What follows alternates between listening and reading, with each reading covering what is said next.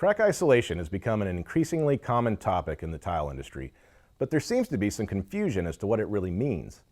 ANSI A118.12 provides a product standard for crack isolation membranes that isolate ceramic tile or dimension stone from minor, in-plane substrate cracking in thin-set installations. There are a couple important words in that description that we need to review so that you can better understand the capabilities of these membranes and have appropriate expectations. The most important term is in-plane substrate cracking. This means that the crack is only moving horizontally and that there is no vertical or out-of-plane movement. Vertical movement within a substrate crack is almost a guarantee that the crack will eventually transfer through the installation, and there is not a standard for protection against this type of movement. The other important term is minor. ANSI A118.12 only requires performance up to a 1/16 of an inch for standard performance and up to an 1/8 of an inch for high performance grading.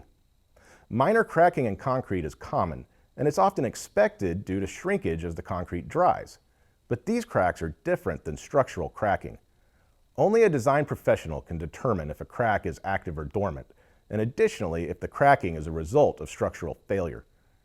Crack isolation membranes that meet ANSI A118.12, such as Mapelastic CI or Mapeguard 2, will perform and prevent crack transfer when used in the appropriate settings. But it's important to remember that not all cracks are created equal.